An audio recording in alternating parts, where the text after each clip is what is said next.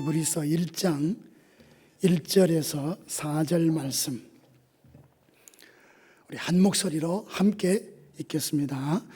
옛적에 선지자들을 통하여 여러 부분과 여러 모양으로 우리 조상들에게 말씀하신 하나님이 이 모든 날 마지막에는 아들을 통하여 우리에게 말씀하셨으니 이 아들을 만유의 상속자로 세우시고 또 그로 말미암아 모든 세계를 지으셨느니라. 이는 하나님의 영광의 광채시요 그 본체의 형상이시라. 그의 능력의 말씀으로 만물을 붙드시며 죄를 정결케 하는 일을 하시고 높은 곳에 계신 지극히 크신 이의 우편에 앉으셨느니라. 그가 천사보다 훨씬 뛰어남은 그들보다 더욱 아름다운 이름을 기업으로 얻으시미니. 아멘.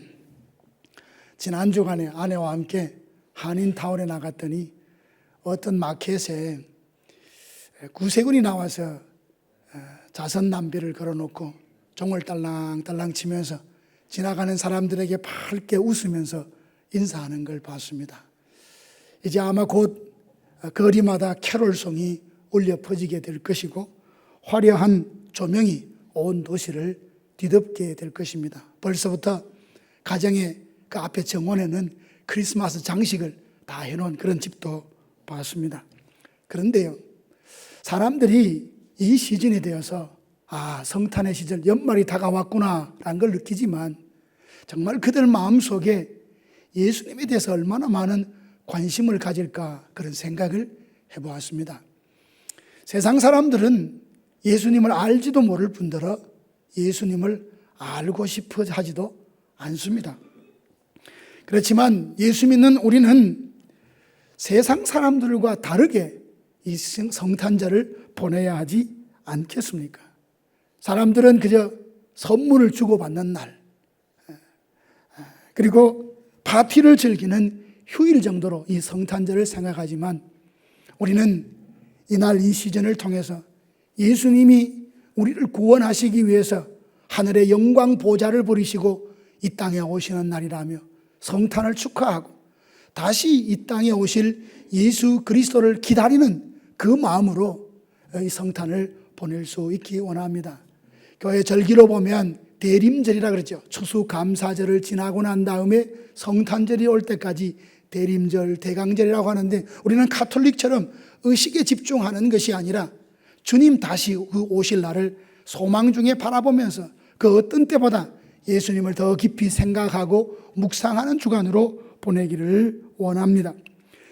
오늘 읽은 히브리서는 그 어떤 성경보다도 복음서보다도 심지어 예수님에 대해서 참 우리에게 자세한 정보를 주고 있는 성경입니다. 편지를 처음 받아보게 되었던 히브리서 그 독자들은 편안한 상황 가운데 이 복음을 들은 것이 아닙니다. 네로 황제의 핍박으로 인해서 목숨이 위태로운 그 경각에 달린 위기 상황에 처해 있었던 겁니다. 저자는 고난당한 성도들에게 그 고난을 이길 수 있는 비결을 가지고 권면하는데요, 예수 그리스도를 깊이 생각해라, 예수님을 바라보라 라고 이렇게 권면합니다. 그 이유는 간단합니다. 예수님을 바라볼 때, 예수님을 깊이 생각할 때 그분이 어떤 분인지 알고 그분이 하신 일이 어떤지 알 때 고난을 능히 이길 수 있는 힘을 얻을 수 있기 때문입니다. 히브리서는 예수님이 어떤 분인지 잘 보여주는데 오늘 1장에서 보면 예수님에 대해서 7가지로 표현을 하고 있는데, 그리고 5절부터 14절까지는 구약 성경의 7가지 그 본문을 인용해서 예수님은 천사보다 훨씬 뛰어나신 분이라고 소개하고 있습니다.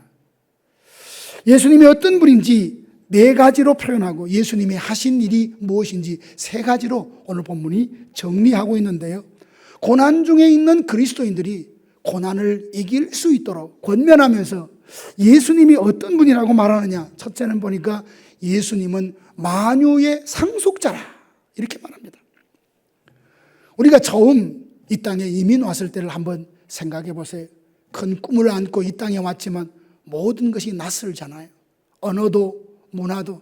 그래서 한국에서 참 나름대로 잘 나갔던 사람들이라도 이 땅에서 다시 살려고 하면 처음부터 다시 시작해야 하는 힘겨운 삶이 시작되죠. 누가 내 삶의 내일을 보장해 주는 것 사실 아무도 없잖아요. 몇 년 전에 우리는 팬데믹을 겪으면서 우리가 가지고 있는 것 하루아침에 다 잃을 수 있다는 것. 인간은 참으로 연약하고 하나님이 공급해 주시고 하나님이 누리게 해 주시는 것만이 내 것이고 내가 감사함으로 누릴 수 있다는 것을 늘 깨달으며 살아가고 있습니다. 어떤 경우에는 투잡도 쓰리잡도 뛰면서 어떻게든 살아보려고 안간힘을 쓰지만 형편은 쉽게 나아지지 않고 노후를 생각하니까 막연하기도 하고 미래는 불확실해 보이니 두려움과 불안과 염려가 마음에서 떠나지 않는 이런 삶을 살아가는 경우가 많이 있습니다. 그런데 돌아보십시오. 오늘 본문에 예수님은 누구라고 했습니까? 만유의 상속자라고 말씀하십니다. 주님은 하늘과 땅의 모든 권세를 가지셨습니다. 눈에 보이는 세계와 눈에 보이지 않는 세계가 다 예수님께 속해 있습니다.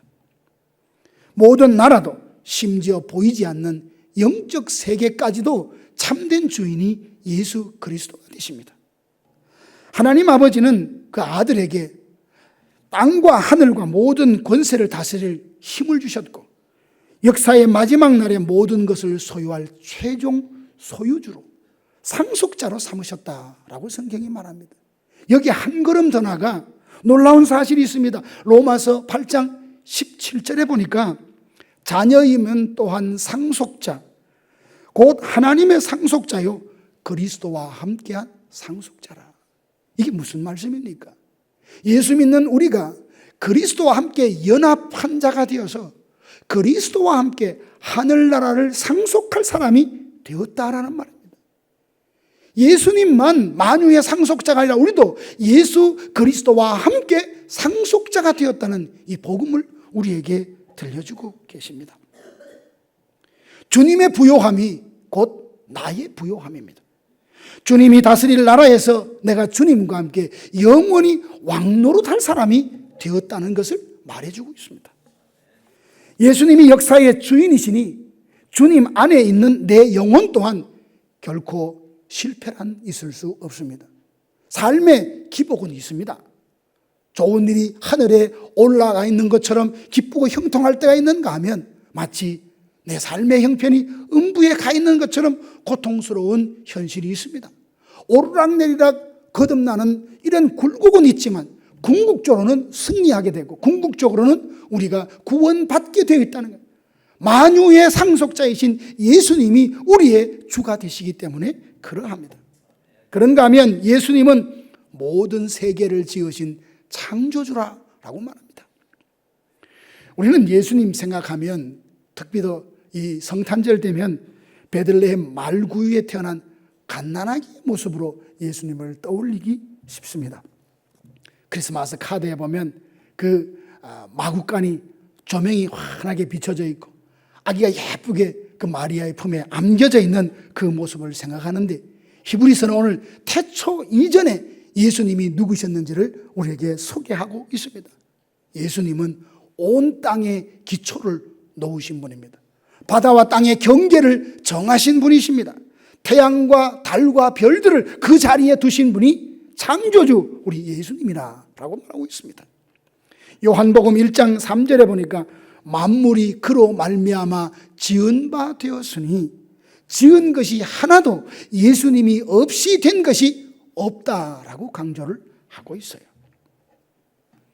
우리가 예수님이 만드신 이 우주를 얼마나 넓은지 상상이라도 할 수 있겠습니까?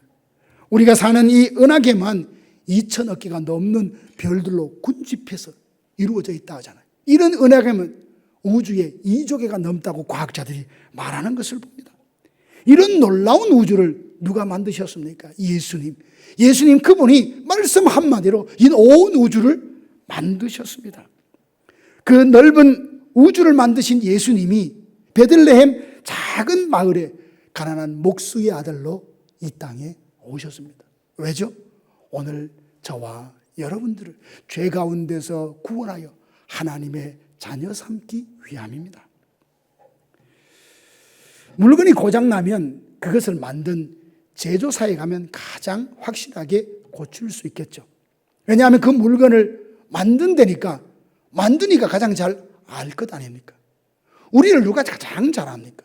나보다 나를 더 잘 아시는 이는 나를 지으신 예수님이십니다. 다윗은 때로 사람이 자기의 속마음을 몰라준다라고 생각을 했던 모양이에요. 우리도 다 그런 생각을 갖고 있잖아요. 근데 하나님을 묵상하면서 하나님이 어떤 분인지 경험하게 되면서 그는 이렇게 고백합니다. 하나님은 멀리서도 내 생각을 다 아시고, 내가 일어서서 일할 때에도 앉아서 쉴 때에도 나를 다 아시는 분이라고 그렇게 고백을 하고 있습니다. 그러므로 진정 오늘 육신의 질병으로 고통받는 분이 우리 중에 계시고, 또 여러 가지 삶의 어려운 문제와 씨름하고 계시는 분들이 계실 겁니다. 경제적인 어려움들, 관계의 갈등들, 그러나 이 모든 것을 온전히 치유해 내실 분은 누구시냐? 이 천지 만물을 지으신 예수 그리스도십니다. 그러니 나를 지으신 창조주 예수님께로 날마다 가까이 나와야 합니다. 주님은 천지를 창조하신 그 능력으로 우리의 삶을 정금 같은 하나님의 사람으로 빚어내실 것입니다. 우리의 병든 영혼을 치유하러, 우리의 깨어진 인생을 회복시키려 이 땅에 오셨다는 사실입니다. 그리고 예수님은 하나님의 영광의 광채라 했습니다. 여러분 그럴 때 없습니까?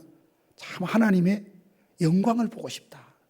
하나님을 한 번만 봤으면 내가 의심 없이 참 잘 믿을 텐데, 이런 생각 해보신 적 없어요? 하나님의 사람 모세는 그런 생각을 했습니다. 그래서 그 마음을 가지고 하나님께 기도합니다. 주의 영광을 내게 보이소서. 그랬더니 하나님께서 어떻게 말씀하시는 거 아니? 내 얼굴을 보고 살 자가 아무도 없다고. 완전히 거룩하신 하나님께서 죄 있는 인간을 그냥 만나면 우리는 죽을 수밖에 없는 거죠. 죄인인 인간이 거룩하신 하나님을 직접 대면하면 죽을 수밖에 없는데, 하나님은 우리를 너무 사랑하셔서 우리가 죽지 않고 하나님의 영광이 어떠함을 볼 수 있게 하신 것이 있는데, 그분이 바로 예수님입니다.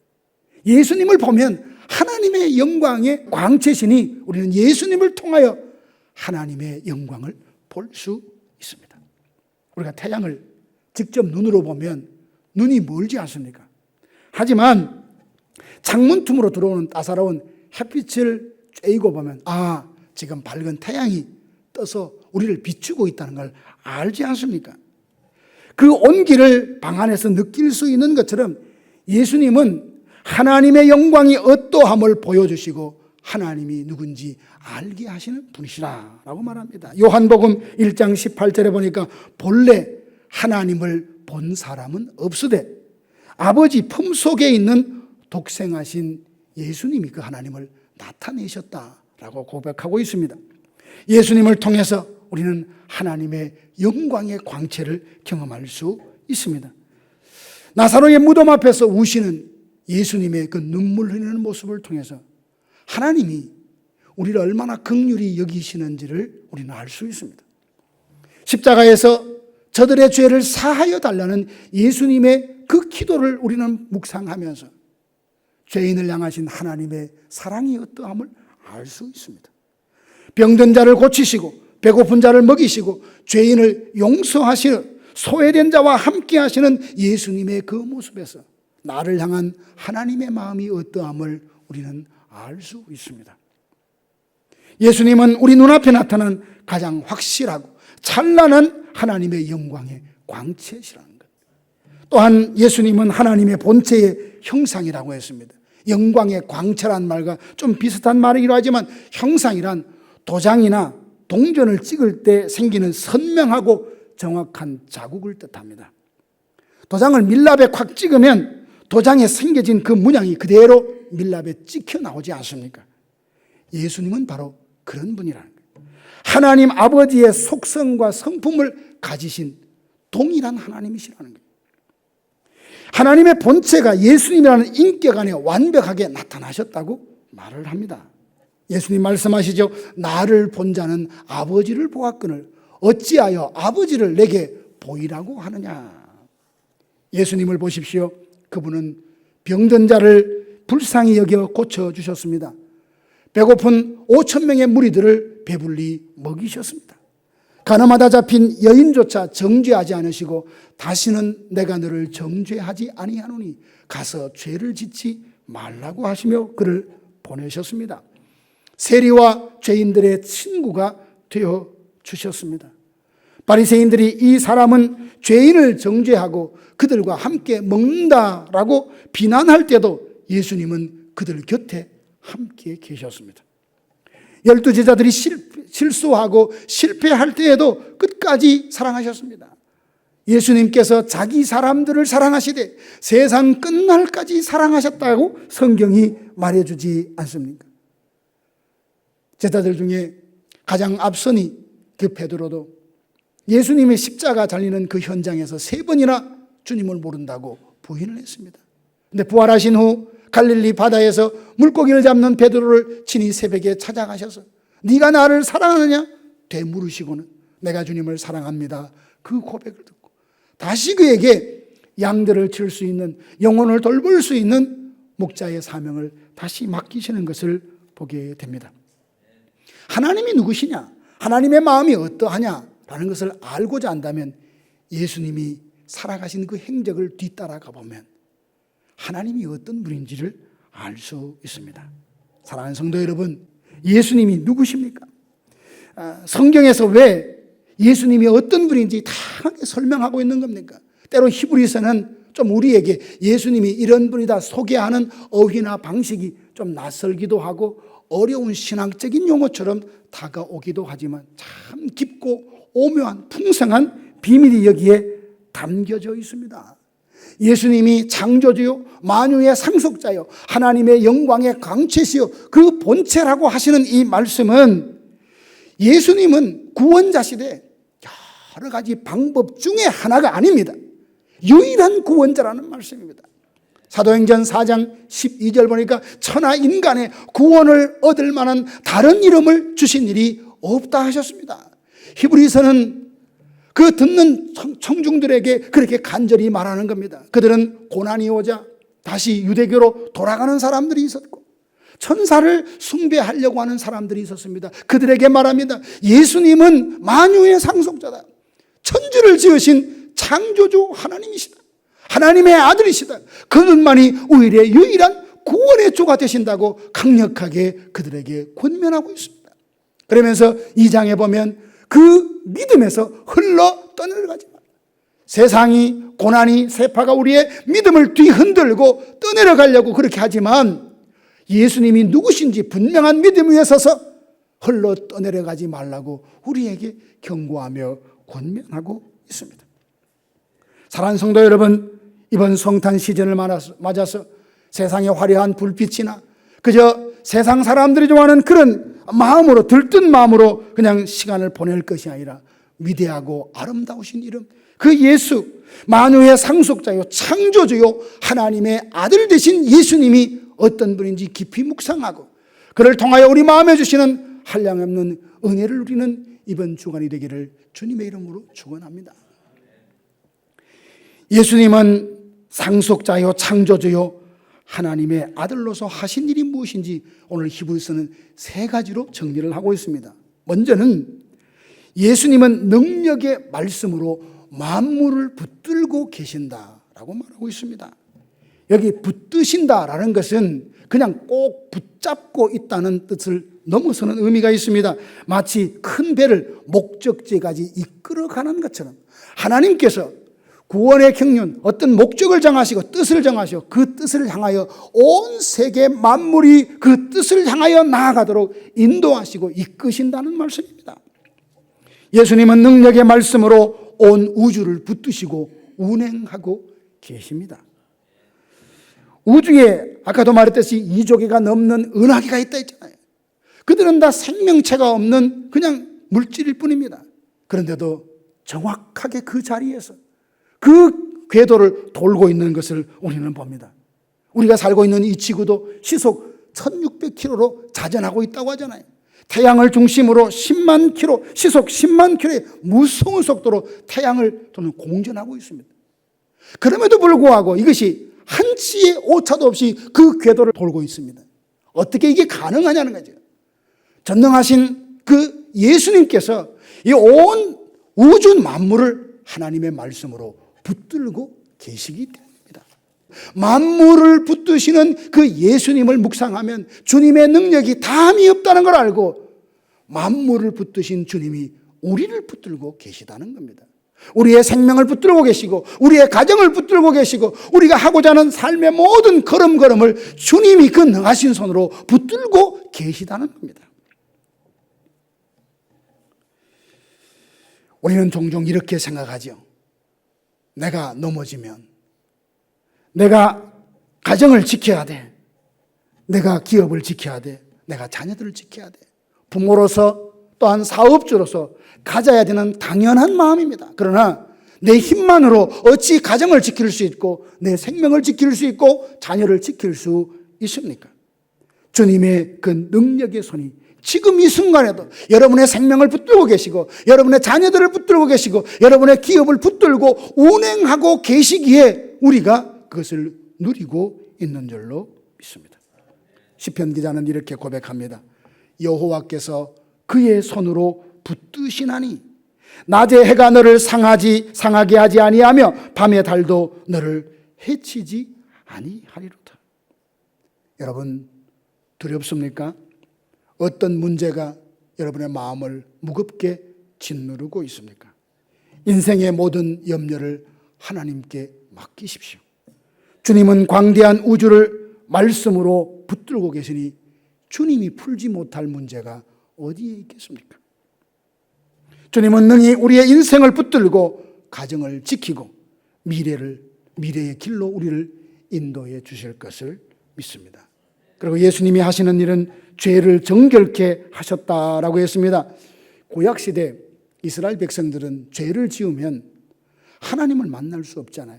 그런데 그 하나님을 만날 수 있는 통로, 그 길이 제사라는 방법이 있었습니다. 양을 끌고 성전에 가서 제사장을 통해서 그 피를 하나님의 제단에 드립니다. 제사장은 그 양을 잡아서 피를 흘리고 그 피가 죄를 덮는 역할을 했습니다. 하지만 그것은 임시 방편일 뿐이었습니다.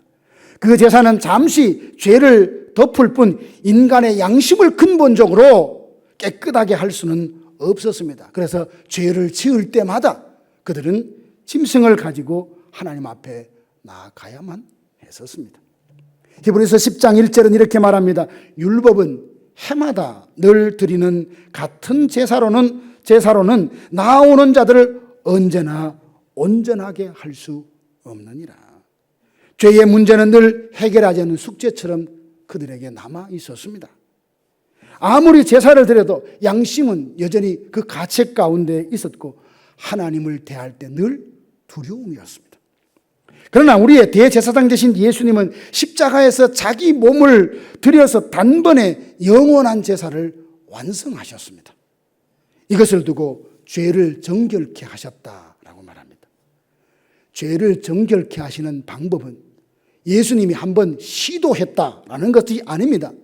그렇게 되도록 노력하고 있다는 것도 아닙니다. 앞으로 그렇게 할 것이라고 말하는 것도 아닙니다. 이미 우리의 모든 죄, 과거의 죄, 현재의 죄, 미래의 죄까지 영원히 사함받았다, 정결케 되었다는 선포인 것입니다. 사랑하는 성도 여러분, 혹시 지난날의 허물 그리고 죄책감 때문에 괴로워한 분이 계십니까? 회개해도 용서받지 않는 것 같고 끊임없이 내 마음에 죄책감이 나를 짓누르고 있습니까? 그러나 오늘 예수님께서는 말씀하십니다. 내가 너의 죄를 십자가에서 다 용서했다고 말씀하고 계십니다. 하나님의 능력을 의심하는 분이 계십니까? 아마 어쩌면 사탄이 우리의 귀에다가 이렇게 속삭일지 모릅니다. 너 옛날에 이렇게 큰 죄를 지었는데 어떻게 하나님이 이와 같은 죄를 용서할 수 있다고 생각하느냐? 내가 그러고도 직분자냐? 내가 그러고도 성도냐? 여러 가지 말로 우리의 마음을 참소할 수 있습니다. 그때 그 사탄의 속삭임에 귀를 기울이지 말고 눈을 들어 십자가를 보십시오. 십자가를 통해 나의 모든 죄를 다 정결케 하신 예수 그리스도의 속죄, 그 구속의 은총을 우리가 누릴 수 있기를 원합니다. 이사야서 1장 18절에 말씀합니다. 오라 우리가 서로 변론하자. 너희 죄가 주홍 같을지라도 눈과 같이 희어질 것이요 너희 죄가 진홍같이 붉을지라도 양털같이 희게 되리라. 예수님께서 이미 우리의 죄를 정결케 하셨으니 다시는 그 죄의 권세가 우리를 올가매고 우리를 종된 그런 삶으로 끌고 갈 수 없습니다. 죄와 사망의 법에서 생명과 성령의 법이 우리를 온전히 해방했기 때문입니다. 우리는 용서받기 위해서 노력하는 죄인이 아니라 이미 용서받은 거룩한 하나님의 자녀가 되었다는 사실입니다. 우리는 하나님의 사랑을 얻기 위해 애쓰는 종이 아니라 이미 하나님의 사랑을 받고 있는 하나님의 아들과 딸입니다. 그리고 예수님은 하나님 보좌 위에 앉아 계십니다. 보좌에 앉으신다라는 말은 승리와 통치의 절정을 말합니다. 구약의 성막을 보십시오. 성막 안에는 떡상도 있고 향단도 있고 그리고 촛대도 있고 있습니다. 하지만 성막 안에는 의자가 없습니다. 그 이유는 제사장들이 백성들의 죄를 속하기 위해서 쉬지 않고 끊임없이 섬긴다는 것을 뜻하죠. 아침부터 저녁까지 한 해의 시작부터 끝까지 그들의 일은 결코 끝나지 않습니다. 앉을 겨를이 없는 거죠. 히브리서 10장 11절은 이렇게 말합니다. 제사장마다 매일 서서 섬기며 자주 같은 제사를 드리되 이 제사는 언제나 죄를 없이 하지 못하거니와. 매일 서서 이 말은 구약의 제사장들의 숙명을 말해줍니다. 그들의 일은 끝이 없었고 그들의 수고는 완성되지 못했습니다. 그러나 예수님께서 보좌에 앉으셨다는 이 말은 십자가 구원 사역을 완벽하게 마치셨다는 말입니다. 주님의 약속을 성취하셨다는 뜻입니다. 예수님은 구속 사역을 완성하시고 보좌 우편에 앉아 권능으로 온 만물을 다스리고 계십니다. 예수님은 지금 온 우주의 왕으로 즉위하셔서 다스리고 계시는데 그 다스림의 영역 안에 우리의 삶이 있고 우리의 생명이 있습니다. 초대교회 성도들의 눈에는 로마 황제 네로가 보좌에 앉아 세상을 쥐락펴락하는 진정한 주인처럼 생각했을 수 있습니다. 왜냐하면 네로의 말 한마디에 사람이 죽고 사는 일이 결정이 되었기 때문이죠. 그리스도인들이 십자가에 못 박히고 사자굴에 던져지고 화형을 당했으니 사람의 생사는 네로에게 있다고 생각할 수 있습니다. 그러나 히브리서 저자는 이렇게 선포합니다. 아니다고. 내가 보이는 네로가 진정한 왕이 아니라 십자가에 죽으시고 부활하시고 그 구속의 모든 사역을 완전 성취하시고 보좌에 앉으신 예수 그리스도가 이 땅의 진정한 왕이라고 그들에게 말해주고 있는 겁니다. 에베소서 1장 20절 21절은 이렇게 말합니다. 그의 능력이 그리스도 안에서 역사하사 죽은 자들 가운데서 다시 살리시고 하늘에서 자기의 오른편에 앉히사 모든 통치와 권세와 능력과 주권과 이 세상뿐 아니라 오는 세상에 일컫는 모든 이름 위에 뛰어나게 하셨다고요. 오늘날 우리를 두렵게 하는 세상의 권세들이 있습니다. 돈이 얼마나 큰 힘으로 우리의 목을 옥죄는지 모릅니다. 질병의 공포가 우리를 짓누릅니다. 불확실한 정치, 경제 상황이 우리를 불안하게 만듭니다. 마치 이 모든 것들이 우리의 인생의 행복과 불행을 좌지우지하는 것처럼 느껴질 수 있습니다. 하지만 보좌 위에 앉으신 그 주님을 주목할 때 아니다. 예수 그리스도가 모든 사역, 구원 사역을 완성하시고 이 온 우주 만물의 진정한 왕이시라는 것을 우리에게 분명히 보여줍니다. 사탄의 머리 그 권세는 예수 그리스도의 십자가에서 깨어졌습니다. 사망 권세는 부활로 깨어졌습니다. 이제 역사의 주도권은 역시 하나님의 손에 있습니다. 왕이신 예수님이 우리를 형제라 부르시며 지금도 보좌 우편에서 친히 살아 우리를 위하여 간구하고 계십니다. 로마서 8장 34절에 보면 이런 말씀이 있습니다. 죽으실 뿐 아니라 다시 살아나신 이는 그리스도 예수시니 그는 하나님 우편에 계신 자여 우리를 위하여 간구하시는 이시니라. 사랑하는 성도 여러분, 초대교회 성도들이 사자굴에 던져지고 십자가 위에서도 그리고 재산을 빼앗기는 억울함 속에서도 배교하지 않았다면 그들의 믿음이 출중해서나 그들의 의지가 뚜렷했기 때문이 아닙니다. 그들은 눈을 들어 십자가에 달리신 예수를 봤습니다. 만유의 상속자가 되시고 천지 우주 만물을 창조하신 창조주 되신 예수님, 하나님의 영광의 광채시요 그 본체가 되시는 예수님이 지금 나를 위해서 어떤 일을 하시는지 묵상하면서 거기를 통해서 깊은 은혜를 받고 그 힘으로 고난을 능히 이길 수 있었습니다. 오늘 위해 필요한 것이 이것입니다. 이민생활 고달픕니다. 노후가 불안하고 건강이 염려되고 많은 주어지는 사건과 일들이 우리의 마음을 불안해하고 염려하게 만듭니다. 그걸 보면서 하나님 아직도 나를 사랑하실까? 하나님 아직도 나에게 관심이 있으신가? 이런 생각으로 한숨 짓지 맙시다. 내 시선을 문제에서 들어서 주님을 바라볼 수 있기를 원합니다. 내 연약함을 쳐다보지 말고 전능하신 하나님을 바라볼 수 있기를 원합니다.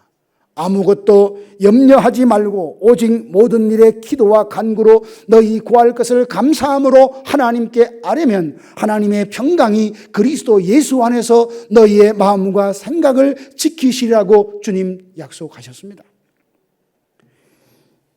예수님 다시 오신 그 성탄을 기다리는 동안 우리의 구주가 되시는 예수님을 깊이 생각함으로 주님을 아는 그 지식에 부유한 자들이 되실 수 있기 원합니다. 예수님을 아는 지식이 많아질수록 세상을 두려워하는 마음은 우리 마음에서 멀어질 것입니다. 예수님을 아는 지식이 깊어질수록 우리의 믿음은 더욱더 굳세어질 수밖에 없습니다. 기억하십시오. 내 인생이 때로 내 뜻대로 되지 않아 마음이 상할 때 내가 주인이 아니라 만유의 상속자이신 예수님이 내 인생의 주가 되시고 주인이 되셔서 정말 내게 축복이 되는 그 걸음으로 인도하고 계시다는 사실을 의심 없이 믿으시기 바랍니다. 내 몸이 아프고 마음이 무너질 때 나를 지으신 창조주 하나님, 온 우주 만물을 말씀으로 창조하신 그분의 능력을 묵상하면서 그 능력의 손길이 여전히 나를 향하고 있고 내 인생을 붙들고 있다는 사실을 여러분 의심 없이 믿으시기 바랍니다. 지난날의 후회와 죄책감이 밤잠을 설치게 할 때 십자가에서 내 모든 죄를 다 용서하신, 정결케 하신 주님의 그 용서를 받아들이고 죄사함의 은총을 누리시기를 바랍니다. 무엇보다 내일이 두려울 때 내가 내 인생을 붙들고 지켜야 하고 이루어야 되고 성취해야 된다는 이런 어떤 마음 가운데 애쓰는 건 좋지만 내 뜻대로 되지 않는다고 절망할 필요 또한 없습니다. 만물을 붙들고 계시는 주님의 손이 우리를 붙들고 계시기 때문입니다. 신앙생활은 만물을 붙드시는 그 전능하신 주님의 손이 나를 굳세게 붙들고 있다는 것을 믿는 것이 신앙생활입니다. 내가 연약할 때, 지칠 때, 실망할 때 우리가 만약 하나님을 온전히 붙들고 있다면 이 손은 놓칠 수밖에 없습니다. 그러니 불안하고 두렵죠. 하지만 나를 붙드신 주님의 손은 결코 우리를 놓지 않으십니다. 성경이 말합니다. 내가 그들에게 영생을 주노니 영원히 멸망하지 아니할 것이요 또 그들을 내 손에서 빼앗을 자가 없느니라. 그들을 주신 내 아버지는 만물보다 크심에 아무도 아버지 손에서 빼앗을 자가 없다 했습니다. 우리를 하나님의 품에서 빼앗을 수 있는 그 어떤 것도 없습니다. 우리 모두 크고 위대하신 예수님을 깊이 생각하고 그분을 바라보십시다. 매일 아침 눈을 뜰 때마다 이렇게 고백하십시오. 예수님은 만유의 상속자시다. 나의 진짜 주인이시다. 나도 저 하늘나라를 상속할 하나님의 자녀가 되었다는 사실. 예수님은 나를 지으신 창조주시며 나를 정금 같은 믿음의 사람으로 나를 고치시고 회복하실 것이라는 사실. 예수님은 하나님의 영광이시오. 주님을 보면 내가 하나님을 볼 수 있다며, 만물을 붙들고 계신 예수님은 지금도 내 인생을 붙들고 계시다는 사실을 선포하십시오. 예수님은 내 모든 죄를 다 정결케 하셨으니 나는 진정 자유자가 되었다고 선포하십시오. 예수님은 보좌 우편에 앉으셨습니다. 그분이 진짜 왕입니다. 바로 이런 예수님이 누구신지, 예수님이 무슨 일을 하셨는지를 깊이 묵상하면서 성탄을 기다림으로 그 주님이 주시는 그 은혜에 충만한 그 은혜를 누리는 저와 여러분들 되시기를 주님의 이름으로 축원합니다.